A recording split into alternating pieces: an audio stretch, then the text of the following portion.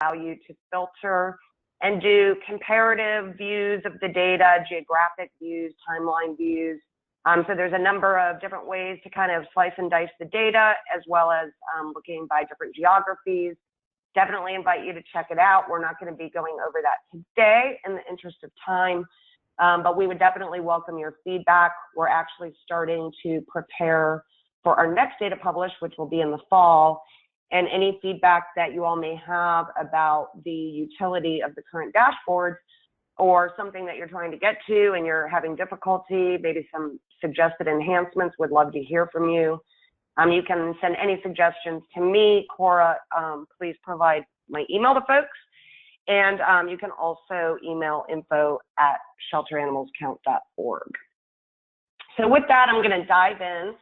Cora had asked me to focus today primarily on the experience of registering your shelter and providing data, and what that data entry looks like. So we're going to dive into that first. And then last October, we launched a really cool tool called our Coalition Builder, which the Washington Federation is currently using. And so we want to take a look at that as well, and definitely show you guys the bells and whistles and how you can join the coalition, which is a pretty simple step. The Coalition Builder isn't literally building coalitions, but it's a reporting tool that we quickly found was going to be needed for basically just reporting on subsets of data, whether that be geographic or issue related. There are definitely even whole states that are looking for, state level reporting. And rather than go into the dashboards and have to rebuild that through the filters each time, we developed this tool called the Coalition Builder, which allows you to put your data in one single place, but allows one or more coalitions to be recipients of that data, so that they can do rolled up reporting for groups of shelters and rescues. So we'll take a look at that as well. So the two really important areas on the homepage of the website are account login and register and join. So if you are not yet a member, you would go into the registration join button. I'll show you that real quickly. I'm not going to go through a registration just in the interest of time. But here you can sign up your shelter or rescue to be a data provider to the database, or you can start your own coalition. And both processes are really quick. We don't ask for a whole lot of data. For the coalition, we basically ask for the coalition leader's name, a description of the coalition, and if it's geographical in nature, and for you to define that. And for a shelter or rescue to join, we get all the organizational information, contact information, and some high-level information that helps us know about completeness of a county. So, for example, we'll ask for the level of intake that your organization comprises of your county, so that when we publish the data, we are able to then not misrepresent. If we only have less than 10% of a given county's data, we're able to denote that and not confuse people that that's the county's data at large. So we're going to go ahead and get into the Shelter Animals Count demo account, which will look just like a shelter account, but it allows me to play around and not mess anyone's data up. So we're going to go into that first. Before I dive in, any questions on anything I've covered so far? And you guys can hear me okay? Yep, you're coming in loud and clear. Okay. Okay, great.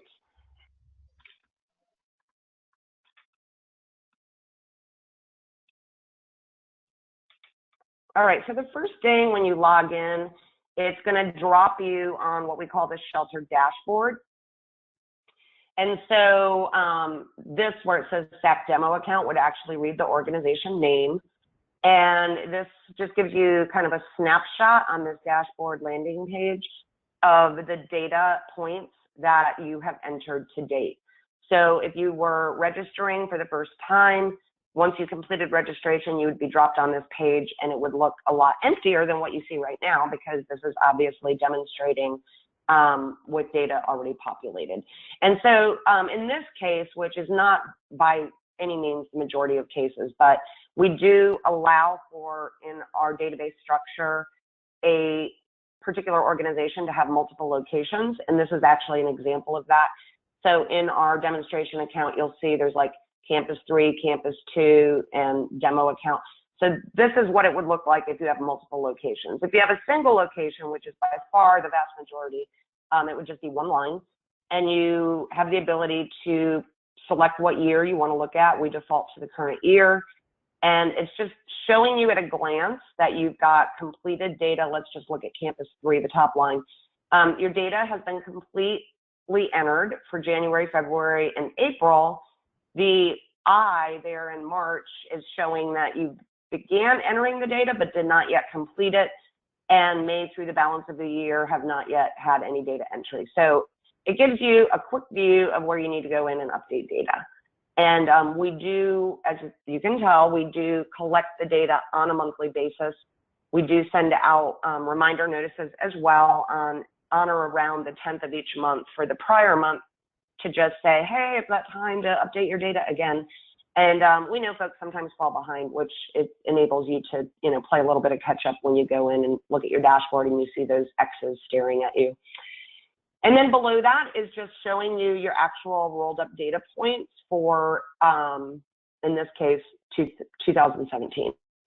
So it's showing you in aggregate your intake, your live outcomes, your other outcomes, and then breaking that down by dog and cat. And yes, for those of you that may not be as familiar, we are starting with shelter animals count on dog and cat data only. We've had a lot of questions about that, and I'm sure we will see that broaden over time. But this is a logical starting point, and so for now, it is just dog and cat data, and it is for now just U.S. data.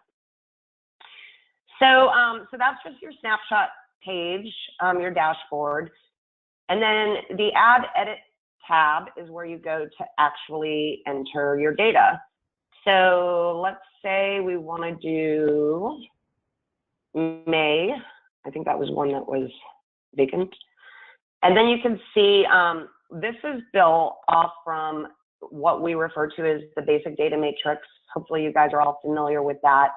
If you're not, you can go to the data tab on our website, and there's a downloadable PDF that gives background, instructions, definitions, and the actual data matrix itself, which looks just like this.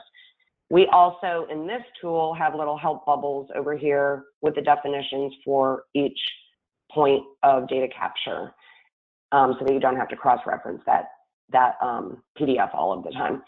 So in essence, we begin with the beginning animal count and divided by dog and cat, and then go down through animal intake. This form does, by the way, require that every field be entered.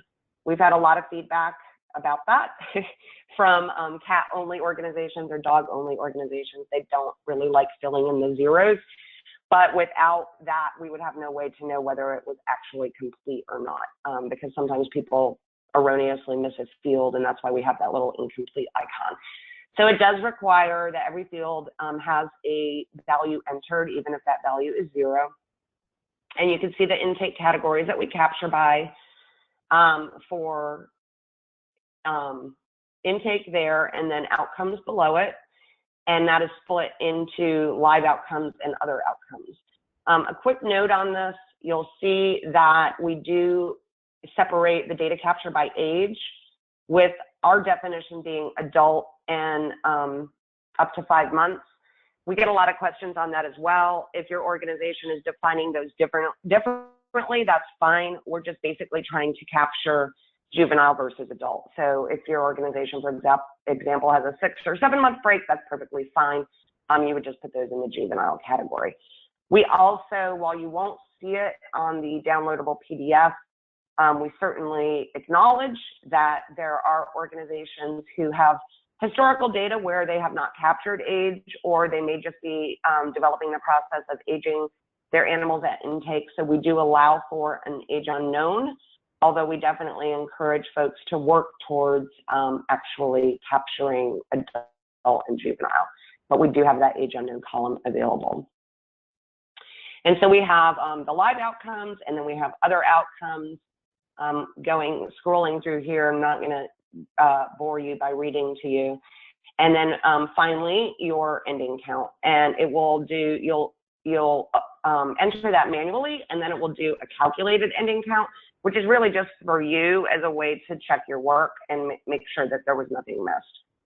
So I know I just whizzed through the basic data matrix, which is really the heart of the data and the database pretty quickly. So let me stop there and see if there are any questions on the basic data matrix itself or on how that is to be entered into this application. Any questions? I think we're all right, you guys weren't a quiet group when I first called in, but you guys are quiet now, so I'll assume there aren't any questions. So we'll click to go back to the dashboard. It's cautioning us that the changes weren't saved, which is something we've built in to make sure people save their work. Other things you can do within this tool, which we call your shelter portal, is you can manage your contacts. So if you have folks changing roles within the organization, or people that are coming into the organization that you want to add as a user for the account, you can easily do that here within your contact manager, and you can create new contacts as well as edit existing contacts. And likewise for locations, which again is a vast minority of our database, but we do have those organizations that have multiple locations, so you can manage that here. And then all animal data records, which is relevant to everyone. If it will click over there for me. It's chugging slowly, and I'm not sure why. I guess because it knows I'm doing a presentation. And there shows all locations, all months and years of data entry. And you can, as you can see, you can go in and edit from this screen prior month's records. So this is just almost like an inventory of all of the data that, that has been entered over time for that organization. And then we get into the profile of the organization itself. So here you'll see what we capture during registration. So basic organizational information, the address, the website. We do have asked for an estimate of the annual operating budget, an estimate of the annual intake, and the percent of the county intake. And here's where you could see what I referenced earlier, where you can designate how much of your county's intake your organization is responsible for. And these are just estimates. They're not meant to be precise. Then we do also have you self-identify as which type of organization you are. And we have 5 categories there to choose among. And if you have 0 physical facilities, 1 or more is in the facility detail, and the EIN. And then here, which is something really important, and this kind of confuses people sometimes because it's not editable, which you'll see it says read-only field. When you initially register, you will designate an authorized user, which is typically the head of the organization, as well as a primary user, which usually is not, it's sometimes the same person, but it's usually not. Usually the primary user is the person reporting your data on a monthly basis, and the authorized user is the executive director or head of animal care and control. And so that person, that authorized user at the time of registration, will get an email where they need to confirm that, yes, we want to be part of Shelter Animals Count. We are agreeing to provide our data monthly. And yes, we are comfortable sharing our data publicly, or no, we are not. We do allow for people to opt out of transparency, although I'm really thrilled to share with you guys that ever since we've launched, our opt-outs have held under 2%. I think it's actually 1.6% right now. of our participating organizations that have opted out. So really happy to see people not only jumping in to provide their data, but believing in the value of transparency. So this just shows you that for this particular account, it has been both confirmed and is transparent with sharing data. The reason that this is not editable is because we really always want it to be the head of the organization that's making those changes and not necessarily other users in the account. So you can see what your status is, but if you want to change that, it needs to be the authorized user that does that. Okay, Manage Coalitions is the next tab, and this is new when we launched our Coalition Builder. And in here, it shows you coalitions that, this top part shows coalitions that have either invited this particular account to join, or this particular account has asked to join a particular coalition, which is when you see it say awaiting coalition, that means that the request was provided to the coalition to join and is awaiting response. And then these two active mean that they're active coalitions.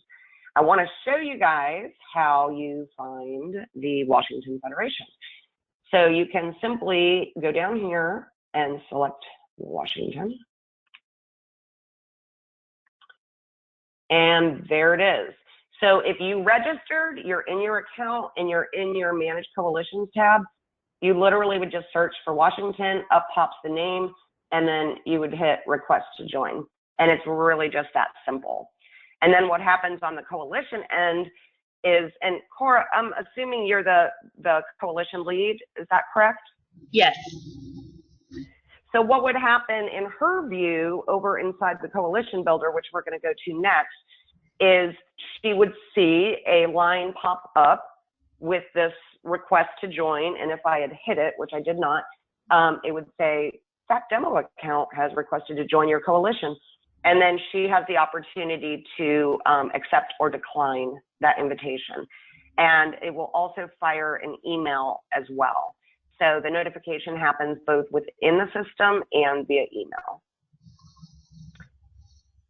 And our last and probably most important function within the shelter portal is the reports and exports. And in here is where we're going to say we want to do a report on all locations, and we'll go to step 2. And what time frame do we want it for? Well, let's say we want it for first quarter of this year, and then we hit Run Report, and then you have the ability. So here it shows you the populated data in the exact format that you saw for data entry, but that's really not all that conducive to working with it. So what you have up here are options to download a PDF. For example, if you wanted to put this report, this first quarter report on your website, you can do that through the PDF. Probably even more popular are the exports. So you can do that as a summary. You can do it at the shelter level or location level in this case, or broken down by location by month, which is the most detailed format.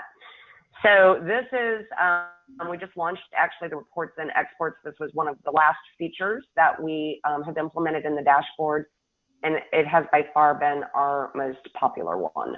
People were really, really wanting the ability to do quick and easy reporting off the data that they entered, and this provides for them to do that.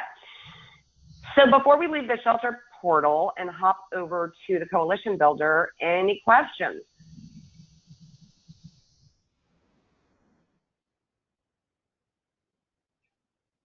All right then. So we'll go ahead and log out of here. And now we're going to go right back into account login, but instead of going to the shelter portal, we're going to go into the Coalition Builder. And Cora, you wanted me to actually use yours, correct? Yeah, go for it. All right. If I could type, that would help.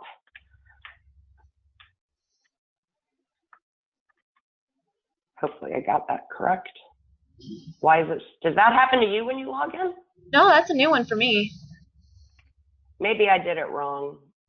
Let me try it again. Federation's misspelled? Gotcha. The email address is misspelled. It is. A-T-I-O-N? What?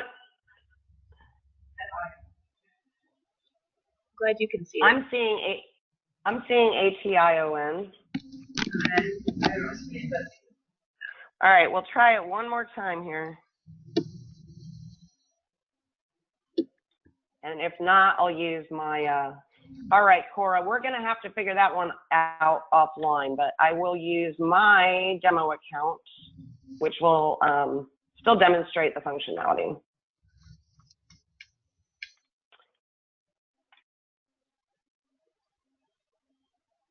Okay, so very similar view, except this is for your coalition.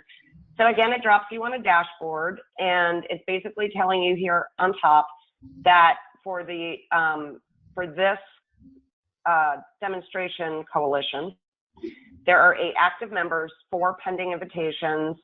Not all members are up to date on their data, which is why it's showing an incomplete. And then it's showing for your coalition members that are active. So these 8 active members, what their aggregate live intake is, their aggregate live outcomes, and aggregate other outcomes. So again, just a snapshot, very similar to what we saw in the shelter portal.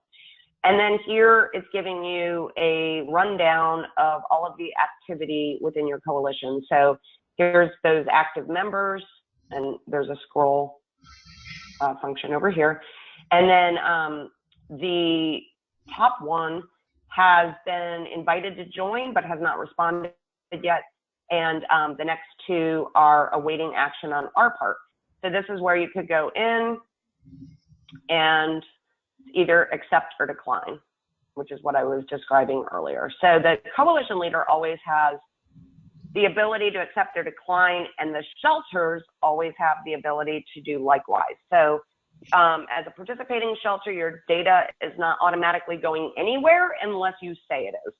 So we keep that power within the hands of the shelter leader. So this is just giving you, again, kind of a summary of the organizational activity and invite. It also allows you to do searches, either by name or by EIN, and you can also do a sort by status. Like if we just wanted to see the active coalition members, we would do that through just selecting active. So, okay, now we know who's in, we know who's invited, but now let's say we want to invite some others. So we go over to add members, and you have the ability again to search, and you can do that by state, by county. So let's pull up something relevant. And here it will give you all of the organizations that are transparent. And that's a big caveat. Organizations that opt out of transparency will not be able to use the coalition builder or to be invited into a coalition, because if we revealed their name, it would be a violation of their anonymity. So when you do a sort and you see a list pull up, that means that those are all of the organizations that have designated themselves to be transparent. And then you would simply hit the button, add to coalition, if you wanted to invite them in. And they would get that notification like you saw when we were back in the shelter portal. They would get a notification there, and they would also get an email regarding that expression of interest for the coalition invite. So that's pretty simple on adding members. Now, we added this because a lot of times coalitions are going to search to invite an organization, and then they're not going to find that organization. So that's what this is. Don't see all of your members here. Click to email them an invitation. So when you click that, it basically pulls up a page that tells you that the organization that you're looking for may not be a member of Shelter Animals Count, or they may be a member of Shelter Animals Count and have opted out of transparency or have not yet confirmed. And if they are not showing up, we give you sample email copy for you to email them and encourage them to be part of Shelter Animals Count. This is really valuable for coalitions that are trying to do full reporting through this tool, because if they're missing one or two of their organizations, then it's not doing the trick for them. So we give them the ability to invite and encourage people to join Shelter Animals Count, and that benefits us as well. We've got our coalition leaders helping us with recruitment, which we love. So that's pretty much the add members functionality. Very similar to what you saw in the shelter portal, the data status looks the same, except here you're seeing for those active organizations, you're seeing who's up to date on their data and who's not.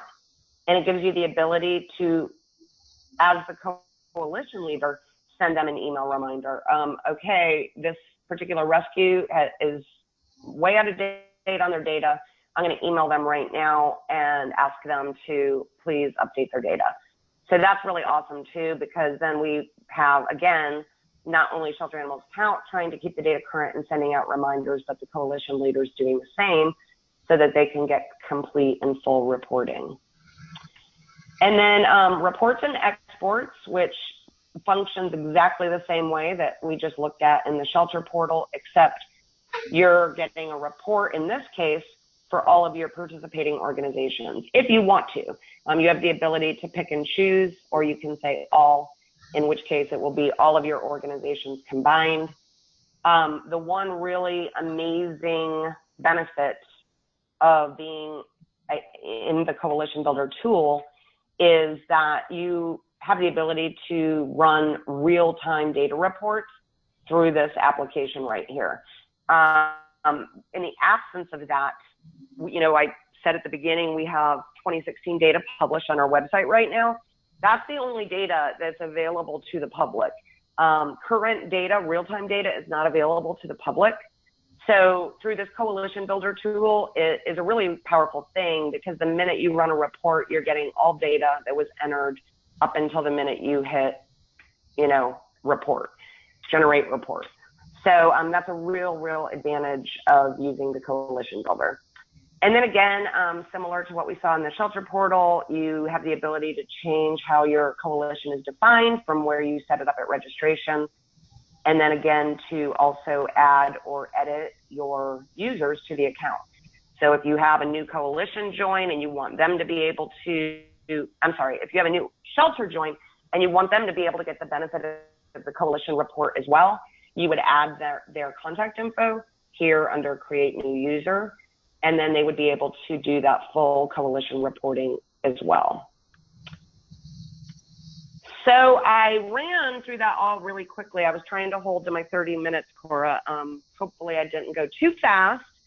Again, open it up for any questions you guys might have, either on what you saw today or any questions you might have about Shelter Animals Count in general. Yeah, Vicki, can you hear me? I have a question. No. Right here. Oh no, you're unmuted, so. Hillary's on her way up to ask you a question. Yeah, so I guess my question. Oh, good, because I wasn't hearing it from the back. No, I'm sure. So I just wanted to clarify. I think you might have just answered this with this user access thing in the last piece. So coalition members, it sounds like, have the ability to run coalition reports directly themselves, right? I mean, because so some of these groups that are here, maybe we hopefully they're going to join the Washington Federation Coalition, but they may have their own, like for their own county or the group, I don't know, the groups that they're working with. But if they're a part of our coalition, they can run their own reports without it needing to come through us to issue the report, right? Like, do they have access to all coalition data themselves? Great question. You actually touched on a couple different things there, and I'm glad you did. So you can belong to an innumerable amount of coalitions, and it requires nothing additional on your part other than accepting that invitation. So yes, you can belong to, for example, a county coalition or regional coalition, as well as a state coalition. In order to do the reporting as a coalition member, you absolutely can do that as long as you're added as a user. And this has been a big topic of ours. And if you guys have any feedback after the meeting, I'd love for you to shoot me an email with your thoughts on this. Because we've batted it around quite a bit. And the issue or the question is, do we automatically make all the coalition members see everybody's data, or do we leave that up to each coalition where it's going to default to only the coalition leader seeing the data unless they are added as users in this user access module that I have up right now? And I brought this up in our working group that does the database development. And an idea that I have is that we could, at the point of registration, actually give you that choice. Yes, I want all coalition members to have, viewing and reporting rights to everything, or no, I don't. We don't have that in the tool right now, but I would love your thoughts on that, if you think that would be a helpful thing to add, because right now it really requires you to go in and add the contact name of each new shelter user within your coalition for them to be able to get the reports. Right. Did that answer your question? No, totally, that did. Thank you, I appreciate that. Sure. Any other questions? Hi, Vicki. Question for you. Of the number of people who signed up, let's say a year later, what percentage are still using it? Awesome question. So we've got, right now, I could tell you, because I just looked at the data, we had, well, let me back it up a little bit. We have a little over 4,600 organizations participating right now.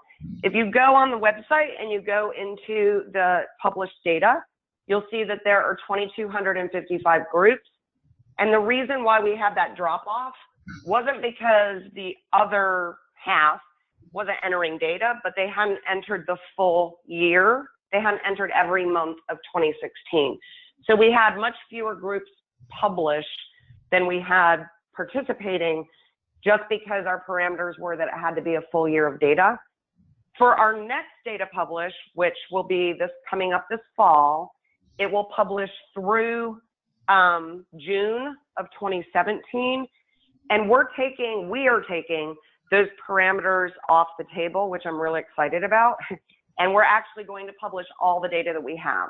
So there'll be filters. You'll be able to select, oh, I only want to see data that has every month of 2016 entered, or all 6 months of 2017, or you can look at the data in total.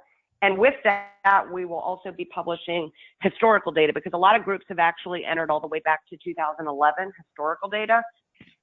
So I'm personally really excited about the next data publish, because it's going to be much, much broader and more robust than what we have out there right now, simply because we're lifting that requirement that it has to be a full year of data, which was kind of unfair in a way, because groups that, for example, joined mid-year were current on their data, but they didn't get included in the publish because they only had 6 months. So that will be our new data dashboards coming in the fall, where we'll have a lot more data and a lot more groups. Thank you. Yeah. Can you hear that, Vicki? Can you hear that? Oh. What's that? So back to what Hillary's question, which was, so we need to be signed up as a user under the Washington Federation coalition to get, and how do we go to Cora as a guest member? Yeah. So we email you and say, please add me as a user. Yeah. Or I think you can search for it. You can search for the coalition. Right. Well, we're part of the coalition. You just want to see the actual data, and I would have to add you as a user in order for you to have access to our current data. Yes. That's correct. Yep. You chose an example. And that invitation can be generated by either, Cora can invite you in, or you can invite yourself in. So we allow for it to go both directions. Okay. So access to that data would be, for example, to present to board of directors how we are doing compared to others in the state of Washington. Can you show us a comparison report in the reporting structure? And is it all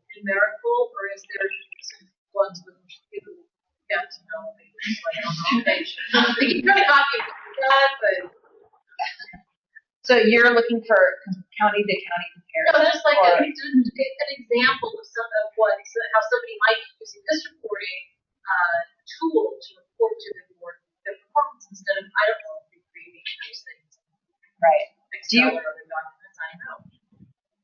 So yeah, can we just see an example of the reports showing multiple shelters at one time, essentially? Or comparing shelters. Oh, sure.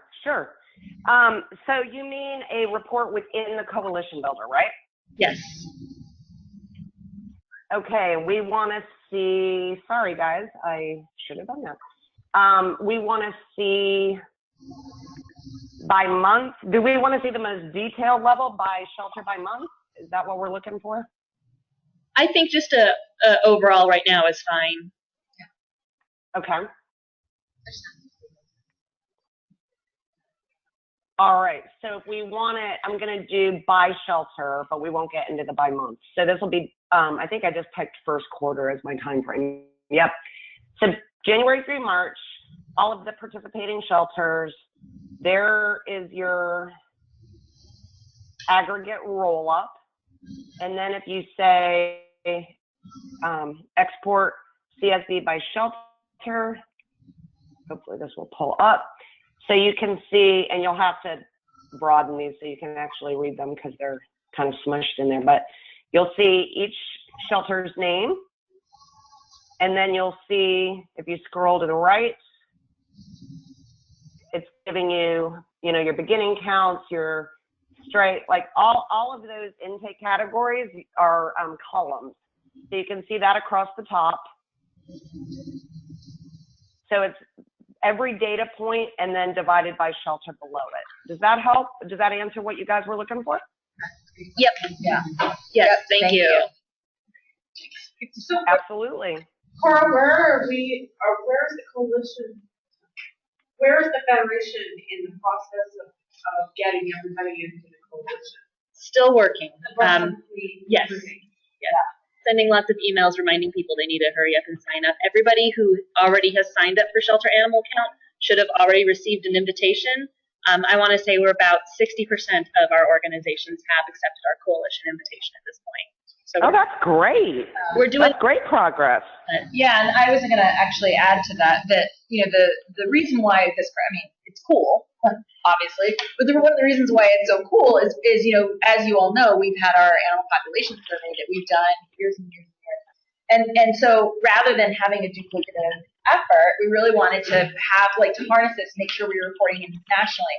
The thing for the Federation, however, and we have lots and lots of conversations about this, is that this is great about animal intake, but, when we're a lot more we're very interested in spay neuter information, and it's not reflected here, and there are a lot of groups that are only doing spay neuter.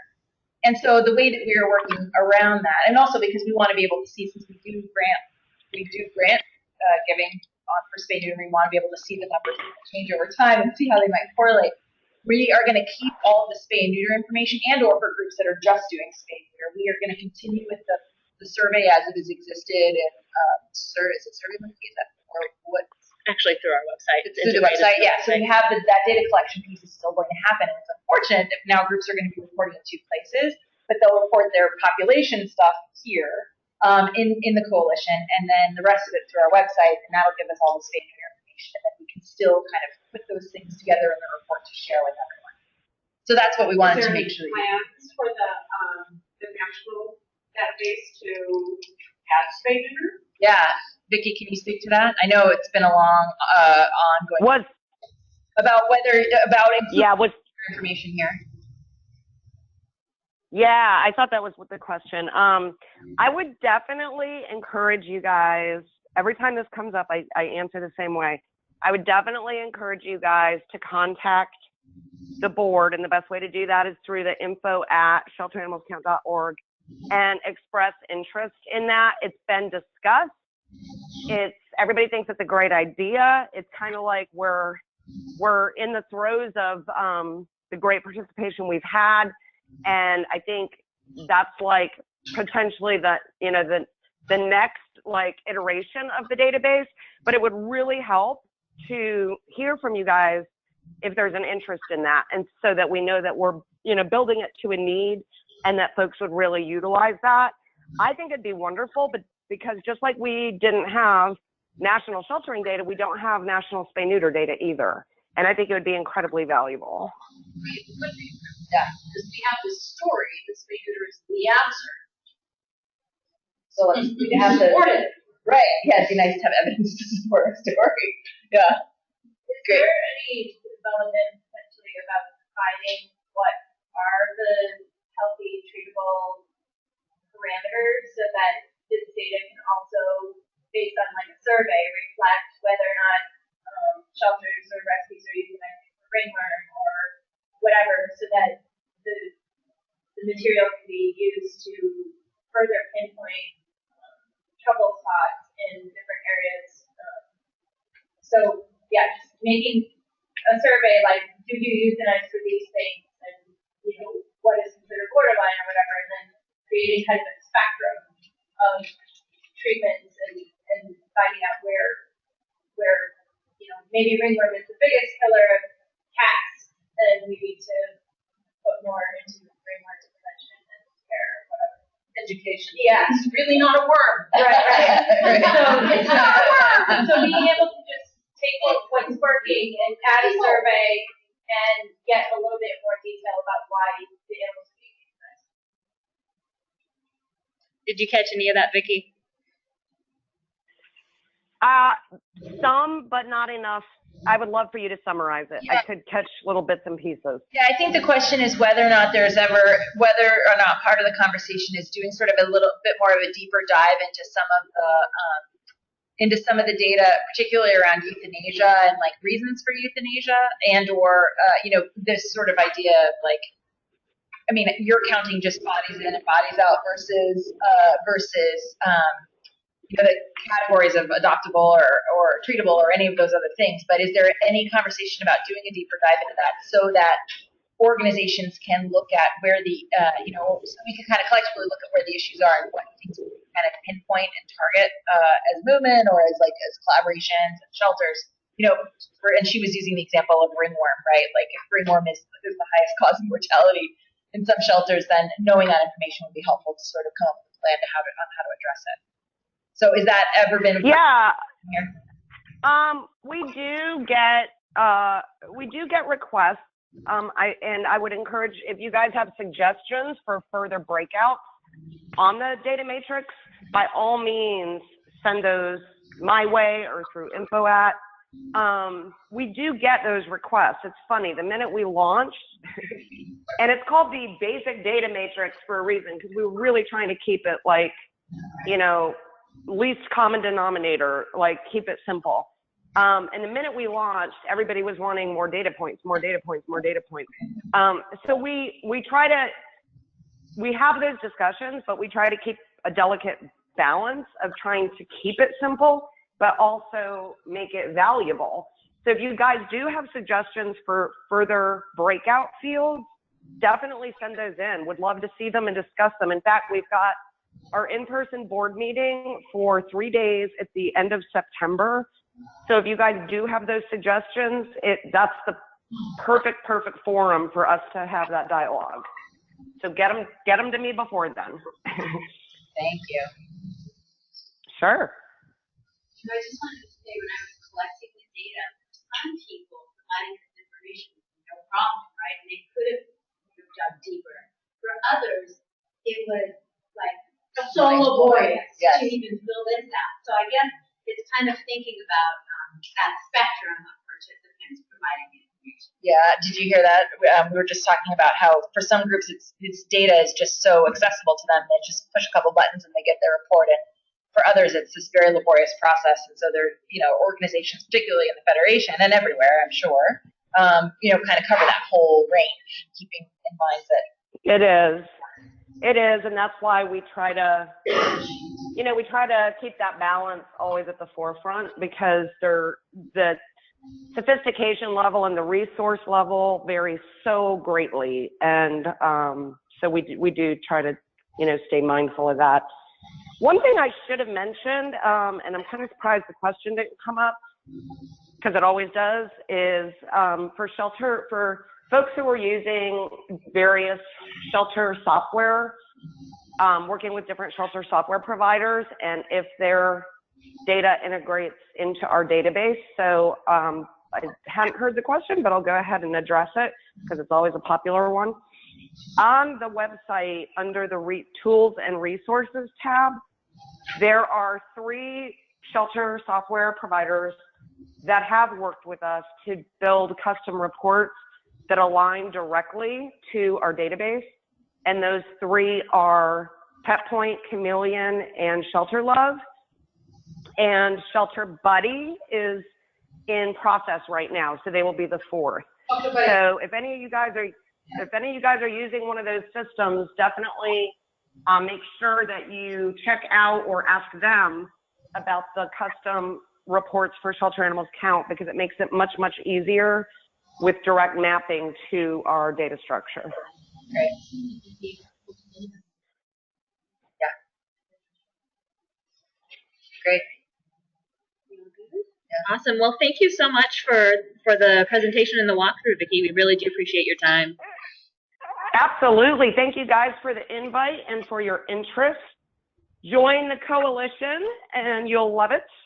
And if I can be of any further help, by all means, Cora, if you would share my email with the group, I am happy to field any questions or suggestions that you guys might have, especially as you get into playing around a little bit more with the data and with the application that we just walked through.